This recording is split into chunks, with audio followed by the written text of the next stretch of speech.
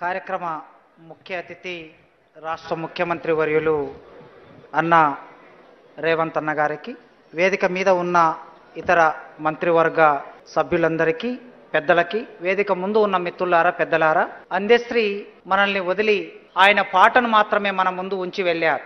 గుర్రం జాషువా గారు 80 ఏండ్ల కిందట ఒక మాట రాశారు. గుర్రం జాషువా గుంటూరు జిల్లా వినుకొండలో పుట్టాడు.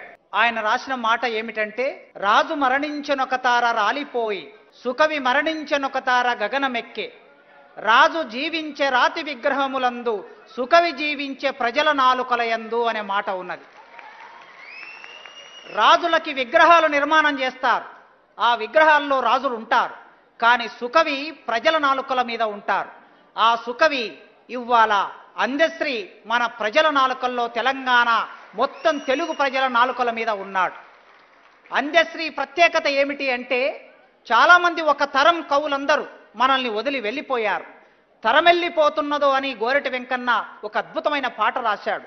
ఆ తరములో మొట్టమొదలు ఈ తెలంగాణ నేలని చైతన్యం చేసిన గూడంజన్న, ఊరు మనదిరా, ఈ వాడ మనదిరా, పల్లె మనదిరా, ప్రతి పనికి మనమురా, గట్టు మీన దొరోడేమో చెట్టు లక్క నిలచుండి, ఆలు నుండి తల్లి దాకా వాయు వరుస లేకుండా, కొట్టుడేందిరో వాడి తిట్టుడేందిరో, దొరయేందిరో నడుమ దోపిడేందిరో అని గూడంజన్న రాశాడు. గూడంజన్న 1972లో ఈ పాట రాస్తే, ఆ పాటను అందుకొని ఎంతో మంది పాట కవులు ముందుకొచ్చారు. గద్దరన్న మనందరికీ తెలుసు, మొత్తం తెలుగు సాహిత్యాన్ని హిమాలయ శిఖరాల ఎత్తుకు ఎదిగించినటువంటి రాసినటువంటి అన్న గద్దరన్న మన ముందు ఉన్నారు. గూడంజన్న, గద్దరన్న, ఆ వరుస క్రమంలో అందశ్రీ అన్న. ఈ అందశ్రీ అన్నకి, ఈ అన్నలకి, మిగతా వారికి కవులకి, పాట కవులకున్న ప్రత్యేకత ఏమిటంటే, గూడంజన్న డిగ్రీ వరకు చదువుకున్నాడు, గద్దరన్న డిగ్రీ వరకు చదువుకున్నాడు, గోరెటెంకన్న పీజీ వరకు చదువుకున్నాడు. అందశ్రీ అన్న అక్షరాలు నేర్చుకోవడానికి ఒక పెద్ద యుద్ధమే చేశాడు. కనుక ఒక పెద్ద యుద్ధము చేసి, ఈ కవిత్వం నాకెందుకు రాదు అని ఒక ప్రశ్న వేసుకున్నాడు. చాలా మంది నన్ను అడిగారు, అందశ్రీ అన్న పద్యంలాగా ఎందుకు రాస్తాడు పాటని, గద్దరన్నలాగా, గూడంజన్నలాగా, గోరెట వెంకన్నలాగా పాటను ఎందుకు రాయడు అని అడిగినప్పుడు నాకు ఒకటి గుర్తుకొచ్చింది. ఆనాడు గుర్రం జాషువా సంస్కృతం నేర్చుకుందామని స్కూలుకు వెళితే సంస్కృతం నేర్పకుండా స్కూల్ నుంచి బయటికి నెట్టేశారు. నెట్టేసిన తర్వాత తన మిత్రుని ద్వారా సంస్కృతం నేర్చుకొని, బ్రాహ్మణ కవులారా, మీకు నేను ఏమాత్రం తీసిపోను, మీరు రాసిన పద్యంతో కన్నా నేను ఎక్కువగా పద్యం రాయగలనని గుర్రం జాషువా నాడు నిరూపించాడు. ఆ తరువాత అక్షరానికి దూరమైన మనిషి, ఊరికి దూరమైన మనిషి, తల్లిదండ్రులకి దూరమైన మనిషి, తల్లిదండ్రులే లేరని ప్రకటించుకున్న మనిషిలు ఎక్కడికి వెళ్ళాడు? అడవుల్లోకి వెళ్ళాడు, ప్రకృతిలోకి వెళ్ళాడు. పక్షులు, చెట్లు, చేమలు, పుట్టలు చుట్టాలుగా మారిపోయాయి. ఆ క్రమంలో నడుస్తూ ఉన్నప్పుడు, పరిగెత్తుతూ ఉన్నప్పుడు, పసులగాస్తున్నప్పుడు కాళ్లకు ముళ్ళు గుచ్చుతే ఆ ముళ్ళు రక్తం కారుతూ ఉంటే చీము నెత్తురై పారిన ఆ పాదాల నుంచి, ఆ నోటి నుంచి, శరీరము నుంచి పాట తప్ప ఇంకొక ఆధారం లేదు ఆయనకి. పాటలో భాగమయ్యాడు, పాటనే శరీరంగా మారిపోయాడు. కనుక మెల్లగా ఆయన పద్యాన్ని నేర్చుకోవటం మొదలుపెట్టాడు. యక్షగానాన్ని విని యక్షగానం నుంచి పద్యం నేర్చుకున్నాడు. పల్లెటూర్లలో కోలాటం పాటలు విని పాట నేర్చుకున్నాడు. బతుకమ్మ పాటలు విని పాట నేర్చుకున్నాడు. ఇది అల్లికా వారసత్వం, ఇది రాత వారసత్వం కాదు, ఇది అల్లికా వారసత్వం. ఒక మంచాన్ని తాడు తీసుకొని అల్లుతాం మనం, ఒక బుట్టని ఎదురు కమ్మలతో అల్లుతాం మనం. ఎట్లయితే బుట్టని, మంచాన్ని అల్లుతామో, పాటని ఎవరు అల్లుతారయ్యా అంటే చదువు రాని వాళ్ళు పాటని అద్భుతంగా అల్లుతారు. అట్లాంటి ఒక అద్భుతమైన రచన మనకి అందశ్రీ అన్నలో కల్పిస్తుంది. కనుక ఎవరికి తీసిపోనట్లుగా మీరు చూడండి, నా జ్ఞానాన్ని ఎవరైనా సరిచేయవచ్చు.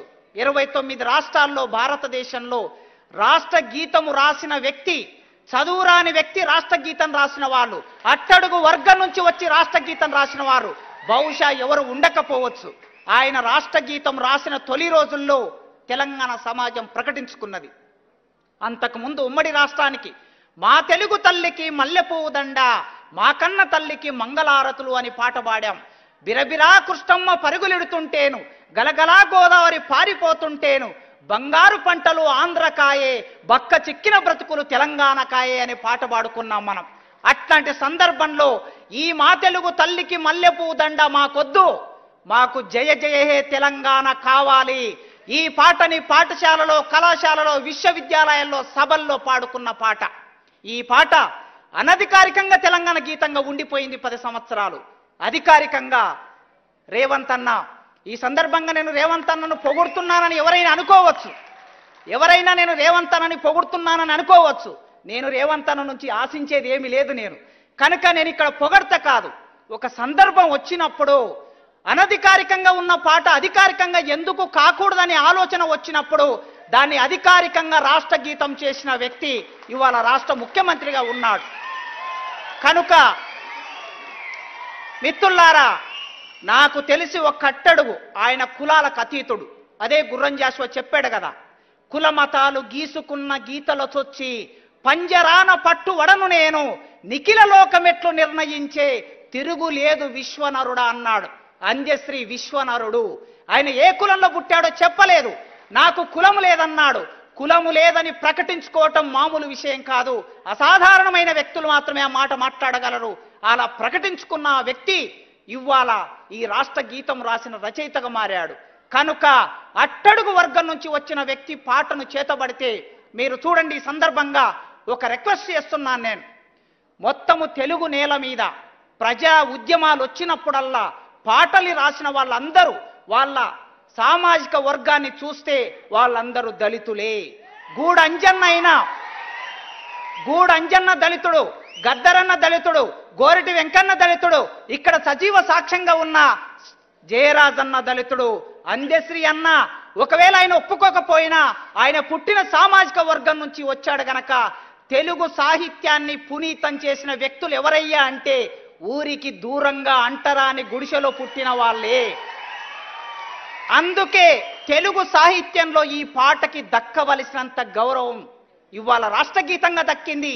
ఇంకా జరగవలసింది ఏమిటంటే ఉస్మానియా విశ్వవిద్యాలయంలోనూ తెలుగు విశ్వవిద్యాలయంలోనూ ఈ పాటల మీద ప్రత్యేకంగా పరిశోధన చేయడానికి ఒక కళాపీఠాన్ని నెలకొల్పి లేదా ఒక పరిశోధన కేంద్రం నెలకొల్పి దానికి కావలసిన నిధులని ప్రభుత్వం వైపు నుంచి ఇస్తే ఈ పాట గొప్పతనం ఏమిటో వేల సంవత్సరాల కిందట రాసిన నన్నయ్యలాగా ఈ పాట గొప్పతనం కూడా నిలబడుతుంది. ఈ సందర్భంగా పెద్దలందరూ ఉన్నారు. ఇంత చేసిన రేవంత్ అన్న పాట మీద పరిశోధన చేయడానికి సంవత్సరానికి 2 కోట్లు 3 కోట్లు ఇస్తే ఒక 10 మంది పరిశోధకులు దాని మీద పరిశోధన చేస్తారు.